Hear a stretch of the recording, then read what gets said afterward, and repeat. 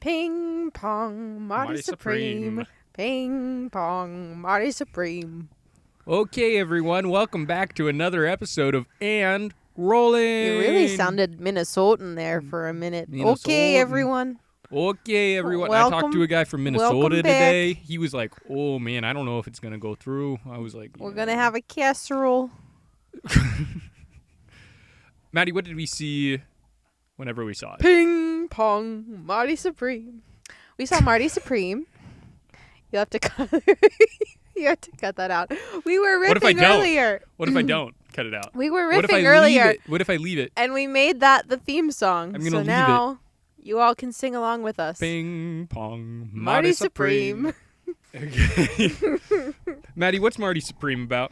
This is what I was going to tell you. This movie was so topsy-turvy. Everything Topsy-turvy. everything happening. I think I'm going to have to use help when it comes to the plot. You want me to do it? Oh, go ahead if you'd like to do it. I had Wikipedia pulled up. Okay, I'll do it. So- Twist my arm. So, Marty Supreme Ping my pongs. is about a guy named Marty who's Jewish from New York, I think the Bronx, and Whose mom is the nanny. the nanny of what? It's Fran Drescher. She plays the nanny. In The Nanny. She was. His mom. When was she in the movie? Whenever we saw his mom. Really? Yeah. I didn't even notice. Okay. Okay, so there's this man named Marty. He's a shoe salesman in New York, but his real passion is ping pong. He loves it. So true for so And- many young men. I know, right? And so he practices every night doing ping pong stuff, and then he's promised a bonus from someone to go compete at the World Championships. Well, basically, his boss doesn't give him his bonus, and so he goes up to the manager guy or his coworker, and he's like, "Give me the money." And he's like, "I'm not going to give you the money, Marty." And then he holds a gun to him, and he's like, "Give me the money." And he's like, "Are we really doing this?" And he's like, "Yeah, I want the money." And he's like, "Just give it to me." And he's like, "Okay." And so he gives him the money, and then he gets to London, and they realize that there's the travel ban for Asia. This takes place in like 53, like shortly after the war, or something like that. So they get there, and they realize that the travel ban has been lifted, and there's all the Asian countries competing now. So Japan's there. And basically, he gets to the finals with Japan, and he gets his ass handed to him. Hold on. Oh, yeah. I see. Hold on. Hold on. There are two Hold on. important characters Hold on. that you're forgetting. Hold on. So, okay, at the beginning of the movie, he goes in the back room to assist a customer with something. Let's just put it that way, because it's real explicit. Ping my pong. There is no getting around what's happening. Yeah, ping my pong. That's what was happening right there. They were pinging and ponging, that's for sure. Bouncing. They were Bouncing in aisle 9. They were bouncing, yeah. So he gets to, when he's in London, he's like, "Why am I not staying at the nice place?" And the guy's like, "Screw you." And then he gets to the nice place, and then he rizzes up an actress girl from the silent film era. Woman. Whoa, man. From the silent film era, who he's really fond of, and then who's played by someone, can't think of her name. Gwyneth Paltrow. Gwyneth Paltrow, thank you. Yeah, that's right, because you're Gwyneth Paltrow. You're not Meryl Streep, but you are Gwyneth Paltrow. And so then she's married to Kevin O'Leary for some reason. Don't explain that. And basically, he rizzes her up and then rizzes up her husband and is like, "We can make a killing." And her husband's like, "Why don't you play a game and lose the game and you'll get paid tons of money?" And he was like, "No, dude, I'm going to live the dream." And him and the former British world champion, after they get their ass handed to them by the Japanese guy, they Join the Harlem Globetrotters. Join the Harlem Globetrotters halftime show. So there you go. And basically, he's like, I'm not making enough money, so he quits, goes back to New York, and when he gets to New York, his mom's like, where have you been? Blah, blah, blah, blah, blah. And then his uncle's there and arrests him, but doesn't arrest him, and then he escapes. His uncle is the owner of the store that he was working at the beginning. So when he takes the money that his uncle owed him, technically it was armed robbery. And so the uncle hires this cop to just come and rough him up and take the money back, essentially. Pretty much, but he doesn't have any money. So he runs away. And then there's this huge chase. He runs into his friend who he was pinging and ponging, and who's like a childhood friend named Rachel. Yeah. And he's been gone for about 9 months and finds out that she's about 9 months pregnant. Just about. And and she's married. Yeah, she's married. And then he's like, oh my God. He runs away. He meets up with his taxi cab driving ping pong and friend, and they swindle some people at a bowling alley for money. Actually, hold on. I'm skipping. Hold on. It's harder than you think, recounting so basically all of this. He meets up with his taxi driver friend. They get a hotel. They're like, the guy at the hotel, the guy's like, don't use the tub. He uses the tub. The tub falls on a man and his dog in the bottom floor. And then the man's like, wait, my dog. You see the man's arm bone. Yeah, it's bad. And he's like, my dog, someone take care of my dog. And he goes and gets his dog, and he also has a ton of money. And then they go to the bowling alley in New Jersey. Instead of taking the dog to the vet, they go to the bowling alley because they're going to swindle someone, then get the dog checked out, take him back, and have a lot of cash. And then after they swindled someone, they realize, those people at the bowling alley realize they've been swindled. And then they go to a gas station, start beating them up. They get into their taxi cab again. The dog runs away into a house. And the gas station explodes. They're freaking out. Well,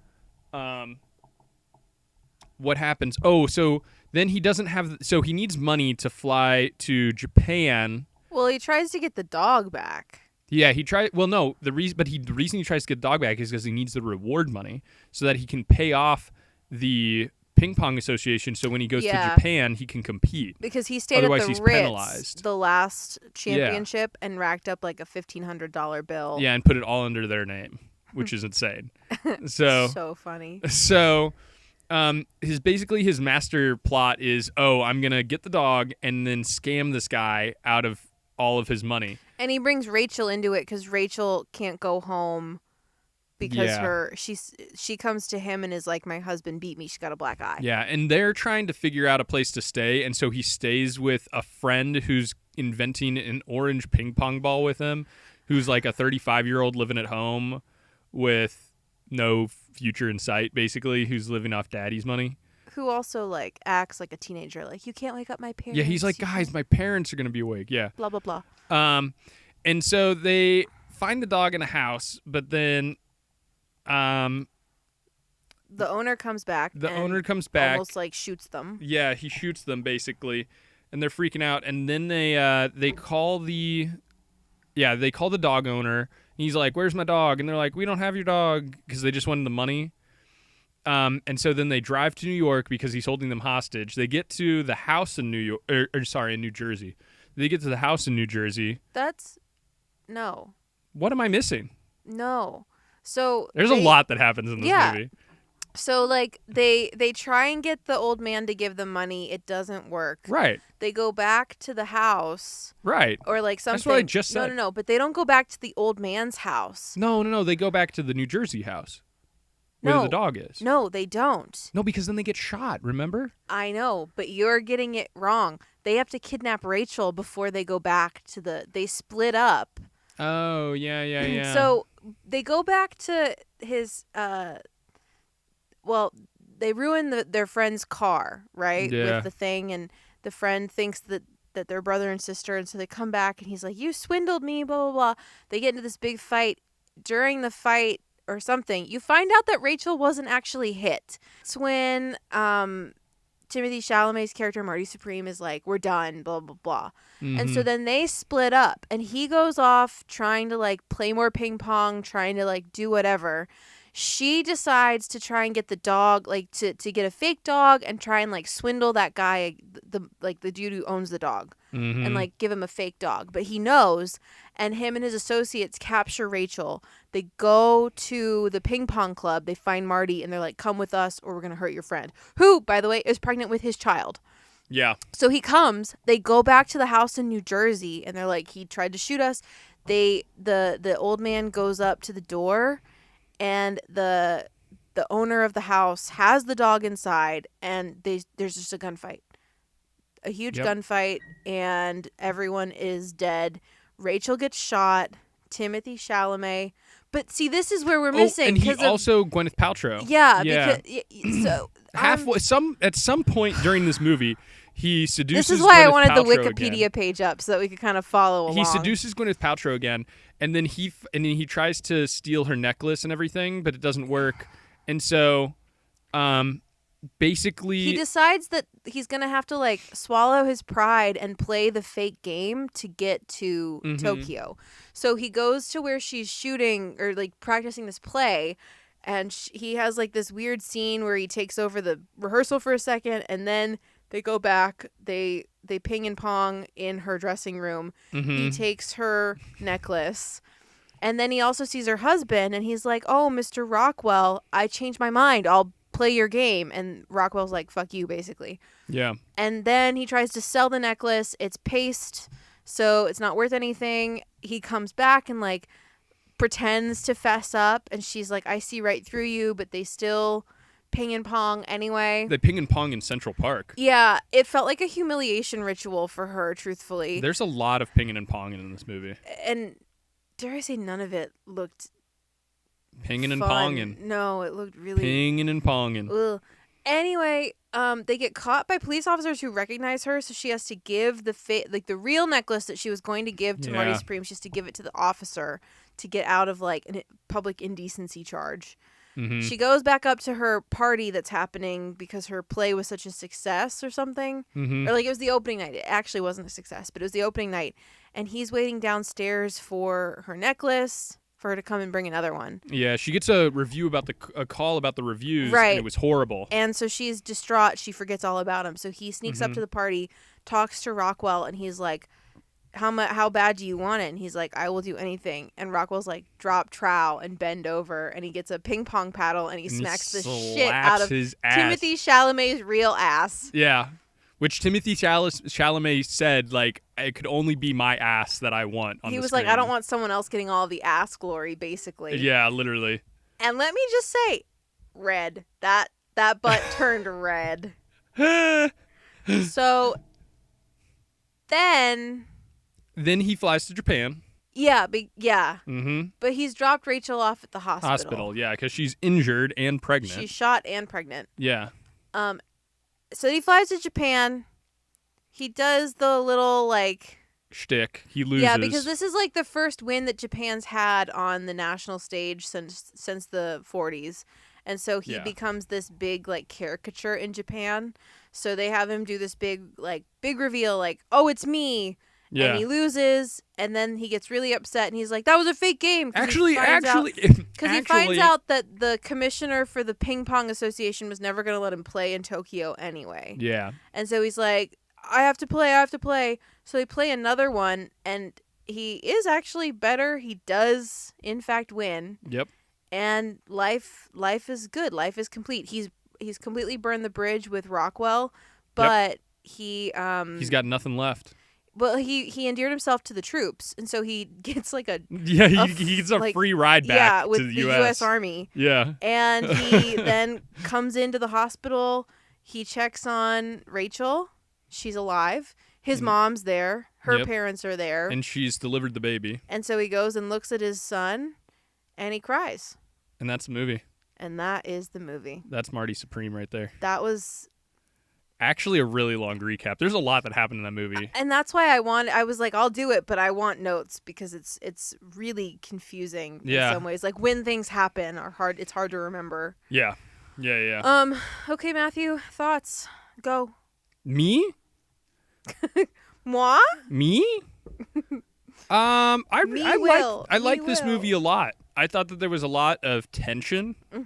And I want to say something. So we just did People We Meet on Vacation, and we just rewatched it, and I think I would up my score.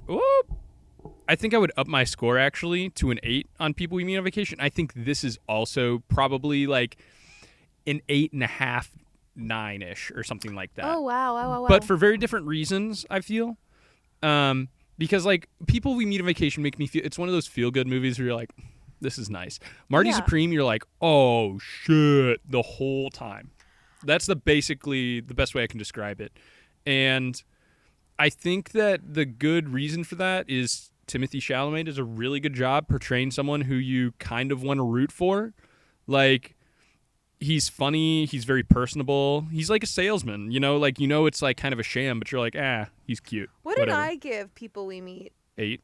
I gave it an 8. Yeah. Good, because I was like, oh man, if I gave it a 7, I want to amend it to an 8 too. You did not give it a 7. Okay, no, good. I was like, that seems really low for me. This, I think, was a 7 or a 6.5 for me. Really? Why did you rank it lower? So, I think, like, I thought it was very technically well done. Yeah. There were some really standout things, like the prosthetics on Timothy Chalamet to make him look like he had cystic acne was insane. That was crazy. I forgot about that. So well done, so crazy. The costuming's good. The cinematography was so claustrophobic. It is so tightly shot, just close-ups, and I was like, I can't even breathe for like the first 30 minutes. It was so intense. See, but I like that because I feel like it really adds to the... I'm not saying it's bad. I'm just saying I don't like it. I liked it. I don't like that feeling. Yeah. I was desperate for them to give me a wide shot to just have a second to be like, oh my God. I think it really just comes down to the fact that like it felt very long. It felt really, really long. It's sort of like there are some movies that are just really trying to be like, oh, a day in the life, right? And it's those movies where you can get kind of like this episodic sort of part of like, really stretching out the day. This movie I felt like should have just been I'm not going to say that. I don't think it should have just been a day in the life, but like that was the style of the movie. But there was so much packed into it that it just sort of felt a little random at times. And like, there wasn't like a big payoff. Like we thought maybe he would pull out the orange ping pong ball at the Japanese competition. I don't understand the point of the orange ping pong ball. And see, that's just it. It's like, okay, we spent a lot of time and energy here with this particular plot line for nothing. It was exhausting to have all of these plots that wove together in a really sporadic way. Oh yeah, and the orange ping pong ball. Yeah, like I think that's the best example. The other would be his friend who's the taxi driver whose car gets smashed up, and then like there's no repercussion for that. Yeah. You know what this movie reminds me of? What? Wolf of Wall Street. Yes. But it's not. But Wolf of Wall Street like kind of does have a bow to it, and it is like, oh, this guy's screwed, and you see the repercussions of his actions. Yeah. This one you don't. At the end. No, it's more... I think the other part, right, is this isn't meant to be a movie where he's likable. He's deeply unlikable. Right. And that's just...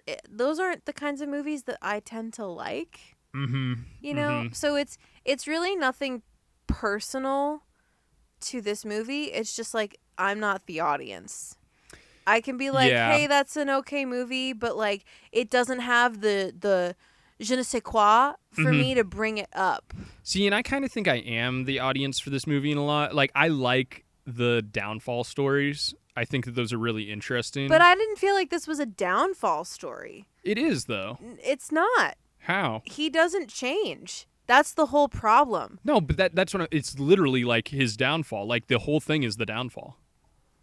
There's no redeemingness. When I think of a downfall, I think of like someone who has been built up to fall, and there's nothing here. Like he's stagnant, and that's like there's no he never faces or like he just blindly ignores consequences of his actions. Mm-hmm. He is so single-minded that it's just like tiresome.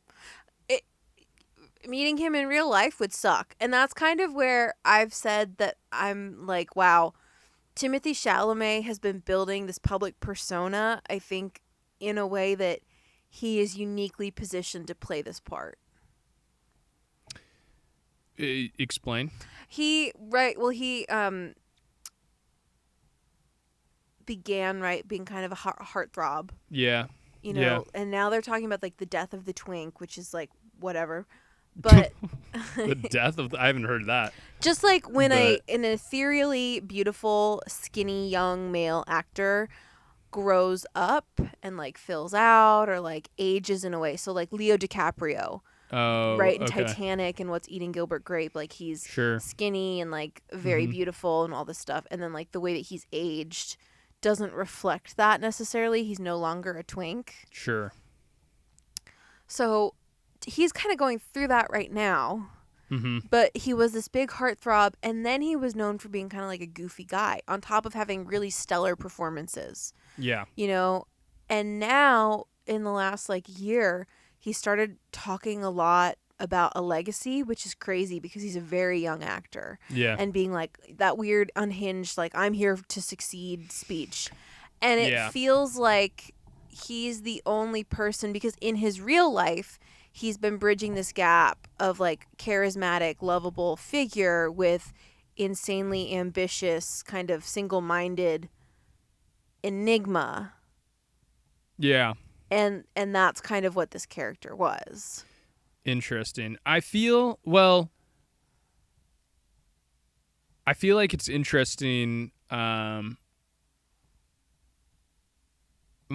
I feel like I had something to say, and now I forget it. About him. What you're saying where he's a young actor. I saw something recently where someone was like, if you look at Best Actor and Best Actress awards from the Academy, they always favor like old men. But then for Best Actress, like you can be like 12 and get it. Anna Paquin. Right. Like for some reason, young women it's like, wow, they can do things. And then like for like men, they're always like, well, it has to be like an old guy who's been through a lot. I mean, I feel like Timmy should have gotten a Best Supporting at least nod for Beautiful Boy. Yes, I agree 100%. I don't know how he didn't, honestly. Yeah, I just thought that was an interesting thing. And I'm like, wow, that's really... I don't know. It's just really interesting given the nature of the film award industry and stuff like that, because that's what he's going for. He wants the award, you know? Right. Yeah. I don't know. We talked earlier in the beginning about him winning the Golden Globe. Yeah, he won Golden Globe. Yeah. I don't think he should have won. I think it should have been Michael B. Jordan for Sinners. Michael B. Jordan did a great job. That's true. That's so true. It should have been him. He did such a good job. I actually feel like Timmy was more being himself than acting. Yeah. When you think about, in comparison to Michael B. Jordan. Well, and especially when he played two roles. Yeah. No. In the same movie. I'm scared that Michael B. Jordan's phenomenal performances, plural, will go unnoticed. I actually agree with you. Yeah. Yeah. Not unnoticed by me. I forgot that movie came out last year. Yeah. Yeah. Wow. I think it should get Best Score. Best Original Screenplay, maybe. I need to go through, but I need to over Hamnet? Well, but that's an adaptation. That's based on a book. Yeah, it is. I'm sorry. Yeah, you're right. Yeah. I mean, Fair enough. I think that Sinners or Hamnet is my number one movie of last year. So yeah, and it wasn't this movie. And then I think Warfare would be in like my third place. That's interesting. Just from what I'm remembering that we saw. Yeah. I'd have to go back and look. I know there were a few movies that we didn't get to. Again, The Wedding really took over, guys. Well, yeah, and then I also want to see The Testament of Anne Lee, but it's not playing anywhere. It's fine. It's all good. Yeah. Speaking of not playing anywhere, can we talk a little bit? I want to talk about like the performances and stuff for everyone else as well, but I want to talk about how this movie to me showed me that studios don't actually care about promoting any of their movies unless the actors take charge or like the directors or someone do like a guerrilla campaign for it or something. And it also proves to me how much marketing actually matters for movies, because I feel like these studios don't market their movies, and then everyone's like, I didn't even know it came out. And then Timothy Chalamet, there was that meme where he was like, I want to see Marty Supreme, Marty Supreme, Marty Supreme. Christmas and like, Day. Yeah, Christmas Day, Marty Supreme. And like, to his credit, it worked. Like, people knew about this movie. People went to go see this movie because of that. I think that if they didn't market it, or he didn't market it in that way, then no one would have known about it and no one would have seen it. Or, there would have been a decent number of people who saw it and everything, but no one would have had interest in seeing it because no one knew it existed. Like On Swift Horses, no one knew it existed. That movie could have performed okay if people actually knew it was out. No, it couldn't. On merit alone, that movie could not have performed okay. Yeah. I'm tired of this, Grandpa. That's too damn bad. No, but do you understand what I'm saying? Where it's like, these movie companies don't market their stuff anymore, and then everyone's like, "What's going to make $1 billion?" And I'm like, "Is every movie's goal just to make $1 billion these days?" I'm like, just do an advertisement on TV. Do it on TV. Show me a TikTok ad or something. I should not know about these movies until after, I should not be finding out these movies after they released. I should know about them before they released. It's just insane to me. I don't know. I fear my algorithm is different than yours because I almost exclusively get movie ads. That's on, like, fascinating because I don't. Yeah, I definitely do not get that. I get Build-A-Bear ads. Well, see, my algorithm knows that I'm an AMC A-list, and yours thinks you need a friend. Thanks, babe. Thanks. That's nice.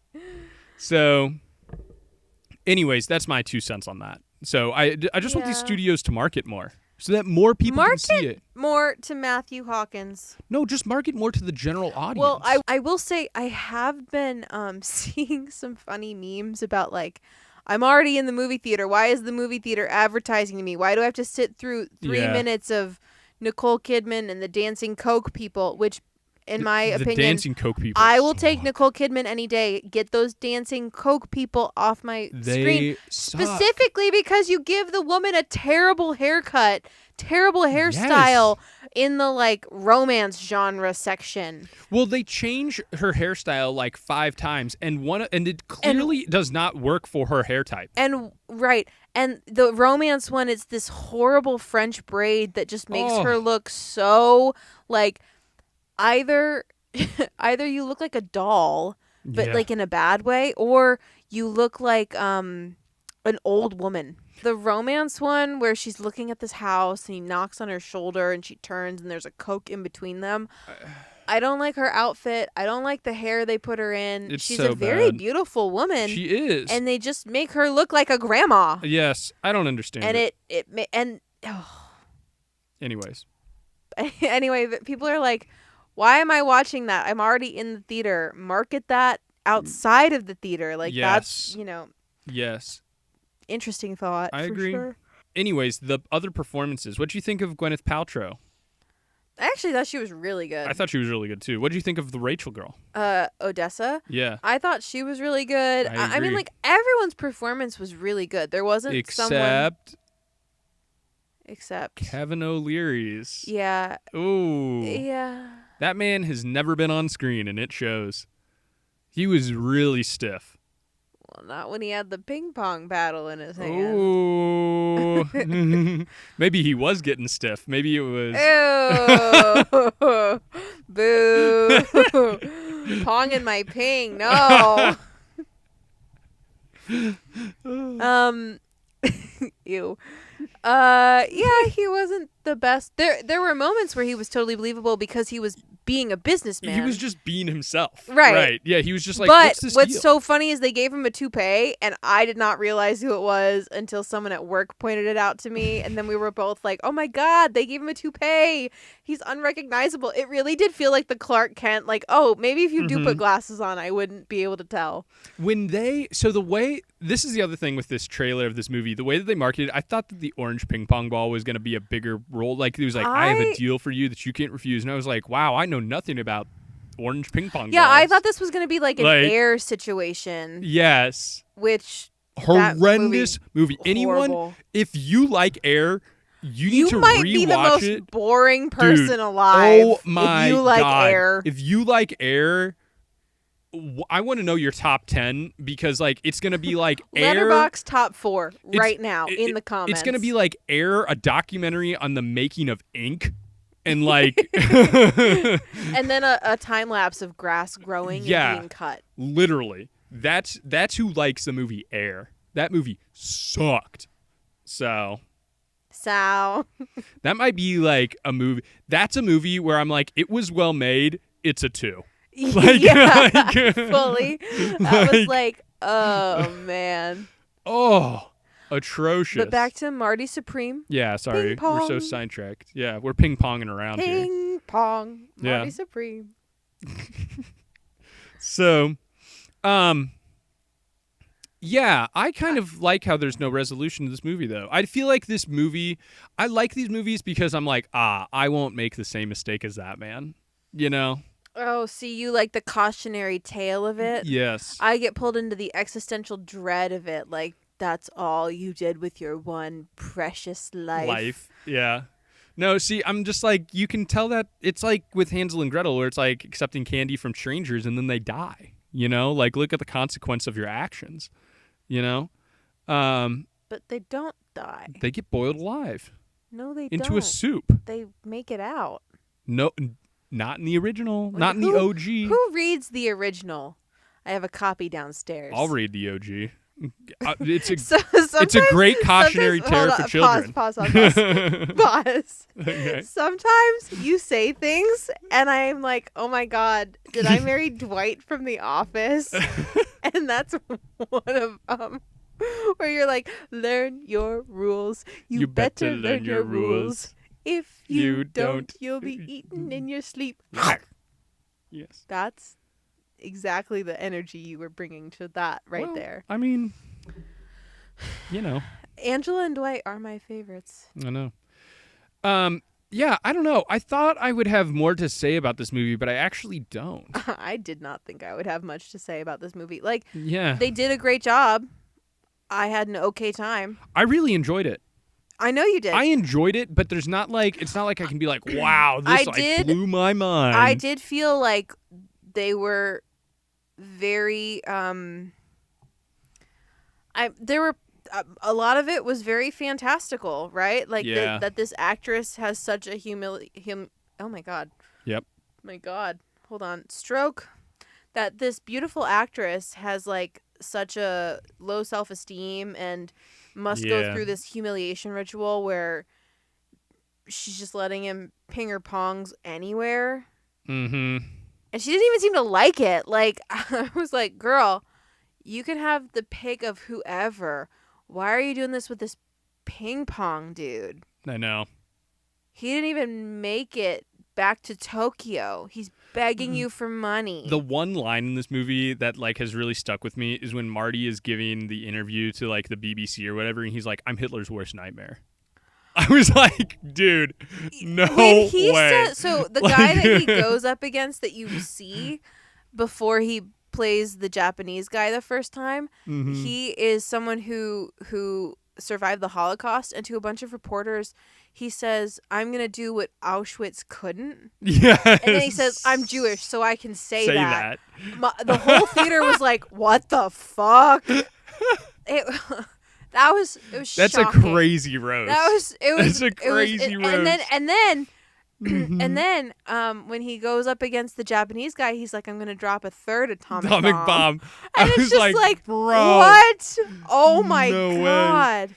That was crazy. Back before sensitivity training was a thing. I know, right? That was wild. We were talking about that at work. And were you? How it like how the whole theater just like kind of turned for a second and was like, holy shit. I was trying really hard not to burst out laughing. I thought it was hilarious. I mean, that's the type of dark humor I like, though. So, you know. You were going to say something? I just thought it was horrible. I know you did. And like, yeah. Yeah. Anyways, that's I don't know, that's kind of Marty Supreme. I don't really have much else to say. But I know who does have something to say. Oh. Part 2, if someone didn't listen to People We Meet on Vacation, which, by the way, when we were rewatching that movie, and he was like, I think this is our last vacation together, I was like, oh. No, it's gutting. I was like, man.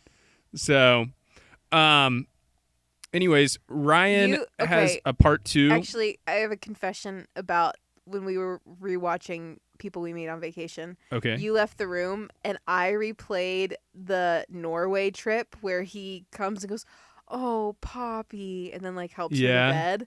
I replayed that probably like 3 times. Wow, that's a deep confession right there. Yeah. That's a deep confession. Yeah. There you go. It's their "You've Got Mail" moment. It's so cute. It is. It is. I'm pulling it up. Ryan has a second question from his first question. And then if you have questions, please submit them. Either voice memo Maddie or write a little comment saying, "Dear Maddie, I have an awesome question." And you know what? At this point, it doesn't even need to be about movies. It can be about our favorite ice cream or something, you know? Whatever you guys want to do, whatever sparks your interest, whatever you're like, you know what? I think that Matthew and Maddie would have an interesting take on that. Let us know. We'll help you out. We'll give you the right answer. So that way you know and can improve your life. My other question also has to do with trailers, and that is, what movie are both of you most excited for in 2026? Kind of a sneak peek for us listeners that you might be reviewing something and that you yourselves are looking forward to it, and why. Love you both. Love the show. Can't wait to hear a new episode and enjoy the movies together. Bye. Ooh. Movies coming out in 2026. I can tell you what my most anticipated movie is of 2026 already. Well, don't keep us in suspense. Dune Messiah. Oh. So I obvious. should have known. That is my favorite. Are you looking up upcoming films? I am. Yeah. Yeah. I knew that Wuthering Heights was coming. Wuthering Heights is coming out in like a week or 2. I know, and I'm not exactly excited for that. I'm scared. Oh, mine's probably Sunrise on the Reaping, the Hunger Games. Oh, that's gonna prequel. be so good. Yeah, I think that'll be really good. I mean, there's some that. Well, the Avatar animated movie is coming. I am not excited about that. I'm curious about that. I'm curious about it. I'm curious about Practical Magic 2. I am excited for Sunrise on the Reaping. I really liked that book. Yeah. And I've just thought that they've done a phenomenal job with the adaptations for the movies. Yeah. And it's got Elle Fanning, Glenn Close. It's got some really big names and some new actors as well. So just excited for that. I'm really excited about Project Hail Mary. It's written. It's about another Andy Weir novel adaptation. Yeah. So Andy Weir's the guy who wrote The Martian. Mm-hmm. And so for those who don't know, and not me, because I knew that. Yeah, I know you can do that. But Project Hail Mary is his third or second book. Oh, so now I know what Matthew's excited for in 2027. What? Ice Age Boiling Point. Shut up, dude. God.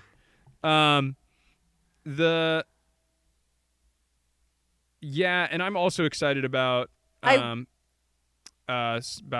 or whatever that is, the Sunrise on the Reaping. How do you feel about the Odyssey?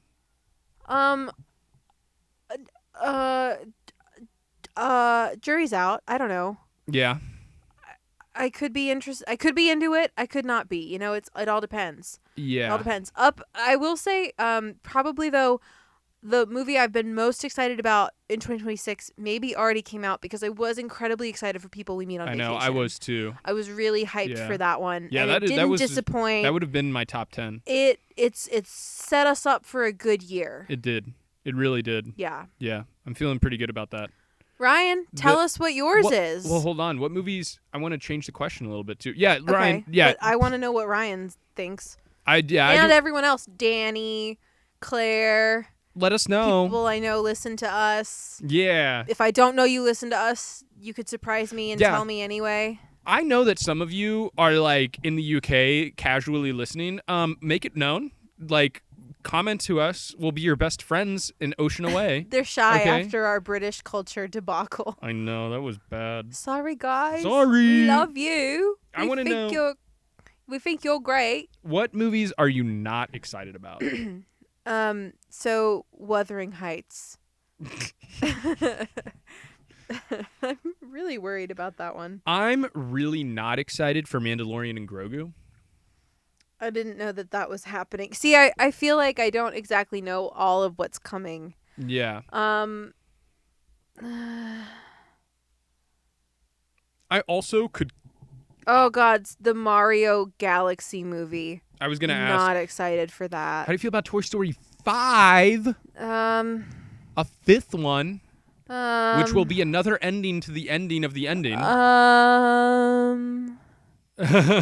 They said to infinity and beyond, Matthew. No, literally. And they are going to infinity and beyond. Pixar, every once in a while, Pixar will make a really bad movie and they'll be like, we need $1 billion. We can't keep going. And then there you go.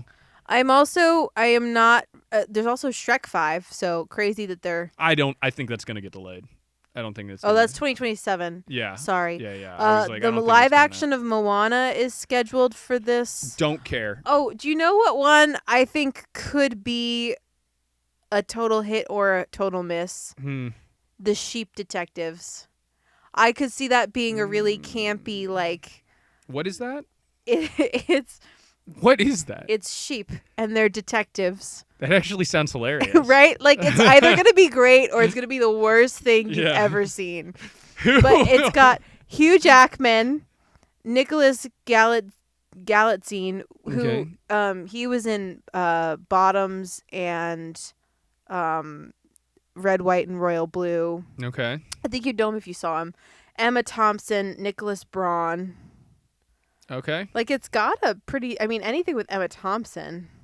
Yeah. Pretty stacked, in my opinion. Apparently, Love Hypothesis Bryan is coming out Cranston. This year. Yes, I'm.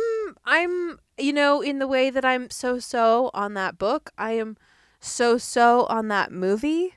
I don't know that I want to see all of that, but I do think it's very funny that Daisy Ridley's husband is playing Adam the professor. I saw an interview. And for that alone, maybe I'm excited for it. I saw an interview with that, and apparently she didn't know, or someone had told her and she forgot, and then at the dinner party, I saw that too. She was like, someone mentioned it, and I was like, oh, okay. That'd be so awkward. It's like, hey, by the way, I wrote light porn about you and your coworker, and then it's and now my husband's working on the project. Do you think they'll unhinge his jaw? What? Do you remember in that one page, that one scene where he unhinges his jaw? I got maybe a quarter of the way through that book, and I was like, I can't do this. It's painful. I can't do this. That book sucked, and I'm shocked that it was as popular as it was. It was the first of its kind, I think. But it also wasn't. I mean, it wasn't, but it was. I know. It was really capitalizing off of a Raylo moment. I think people were like, oh, it's because it's written by a university professor, they were like, oh, it's real. I gotta say, if people are looking for Raylo inspired books, Not Another Love Song, in my opinion, is the best one I've found. Very into that book. It sounded really good. Yeah. Yeah. Yeah. I haven't read it, but it sounds great. Yeah. As a musician. Ha ha ha ha ha ha ha. That was so funny. Pinging my pongs. Yeah, I know. Don't you just feel it in your brain, that pinging and ponging? Ugh. I see a little orange Crazy. ball going, doop, doop. Yeah. Doop, doop. Yeah. There you go. All right. Great questions, Ryan. Thanks so much. Fantastic questions. Can't wait for the next if one. you got a comment, a thought, a theory. Yeah. Yeah. Send them our way. Let us know. And let us know what you thought of Marty Supreme or didn't think of it. I don't think this movie will be remembered in about 5 years. No. That's my take I think that Lisan Al-Gaib was the more Lisan Al-Gaib. culturally significant and relevant Lisan Al-Gaib. and impactful film of Christmas Day, Marty Supreme, Timothy Chalamet. I am the voice of the outer worlds. So that's our podcast. Yep. And time to go. Bye.